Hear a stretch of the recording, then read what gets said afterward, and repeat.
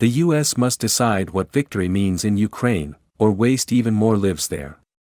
Its support is critical to the conflict, but the US is failing to learn the lessons of its sprawling wars in Iraq and Afghanistan. The just and necessary fight for Ukraine places recent disastrous wars of choice such as Iraq and Afghanistan into the squalid context they deserve. However, there are disturbing signs that Western policymakers have not learned the most vital lesson of those conflicts, the necessity for clear objectives and an unambiguous strategy for success. It may seem obvious, but it bears restating that this is a military campaign, and when it comes to military support the US is, if not the only player, by far the most significant. As matters stand, the US has failed to articulate its war aims. We hear plenty about what the US supports, such as Ukraine's territorial integrity. The US supports many things: human rights, democratic processes, and so forth. These are not the same as its war aims. NATO's aims in the Kosovo War of 1999, for example, were clear: Serbian forces out of Kosovo, a peacekeeping force and international civilian administration deployed, and a return of refugees. The objectives of the Gulf War of 1991 were even simpler: to expel Iraqi forces from Kuwait. It is worth remembering, and not coincidental, that these were the West's last successful military campaigns. It is well past time for the US, and therefore NATO and its allies, to articulate its objectives and conduct its support accordingly. Failing to do so risks an aimless, long, and indeed indeterminate, conflict with huge unnecessary loss of life. So far we have had at least 3 very different articulations of broad US strategy for Ukraine. First, in March 2022, Joe Biden, perhaps in an unguarded moment that was quickly walked back, made a remark that Vladimir Putin cannot remain in power. Regime change, in other words. Shortly afterwards, in the most cogent statement on US policy we have heard so far, the US Defense Secretary, Lloyd Austin, declared, "We want to see Russia weaken to the degree that it can't do the kind of things that it has done in invading Ukraine." This could be summarized as, bleed them until it hurts and continue to bleed them. Finally, last month the Secretary of State, Antony Blinken, clearly stated, "Our focus is on continuing to do what we've been doing, which is to make sure that Ukraine has in its hands what it needs to defend itself, what it needs to push back against the Russian aggression, to take back territory that's been seized from it since February 24th. We could summarize this as, give them enough to defend themselves and retake some land, but that will do them. This does not include Crimea or indeed much of Donbass.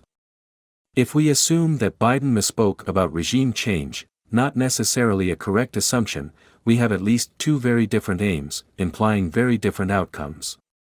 First, the bleed Russia dry approach is best approached by continuing the war as long as possible, engaging and degrading Russia's armed forces as deeply and for as long as possible, while preferably maintaining combat at a manageable level of intensity. It amounts to using Ukraine's forces as a proxy army. Dan Crenshaw, a Republican congressman, summarized this approach as investing in the destruction of our adversary's military, without losing a single American troop. In the second approach, described by Blinken, a very limited set of territorial objectives are declared. But they in no way accord with Ukraine's stated and clear aim of recovering all its internationally recognized borders, including all of Luhansk, Donetsk, and above all Crimea. In fact, at no point has a clear and unambiguous statement been made by the US that it is its policy to support military operations to recover Ukraine's lost territories. Until now, the weaponry transferred to Ukraine has not included significant amounts of the kind of heavy equipment that will allow Ukraine to retake its land.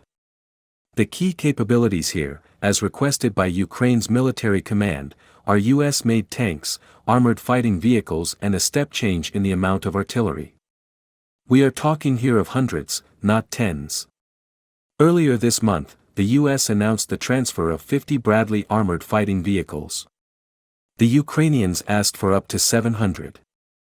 While the West's support is generous and much appreciated, there is a harsh truth at the center of it. What has been given was sufficient for the Ukrainians to challenge Russia's ground forces, especially its formerly overwhelming artillery advantage, and to defend its airspace. But it is insufficient for Ukraine to conduct large-scale maneuver warfare to retake increasingly well-defended Russian-held provinces. The continued occupation of these provinces, by the way, constitutes Russia's clear primary war aim. The drip feed of Western military equipment points towards both Austin's bleeding Russia dry and Blinken's very limited objective of returning Ukraine to the lines of control of February 24, 2022. There is certainly no evidence that the US will support anything like the Ukrainian objective of regaining all of its invaded territories, an unambiguous victory. Indeed, there are indications that the US is decidedly reluctant for Ukraine to attempt to do so. Setting well-defined goals would allow the US to calibrate its assistance with a set of clear plans and schedules.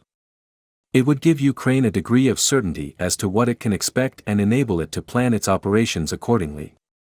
If the Austin or indeed the Blinken aims represent true US policy, then it is essential that Ukraine understands this. The alternative is that Ukraine could find itself planning large-scale operations unsure as to whether it will receive the material necessary to complete them, and running a greatly increased risk of failure. This is the situation it is now in. As in the misbegotten wars of the past 2 decades, the importance of clear war aims and strategy may not make itself apparent in the early days of a campaign.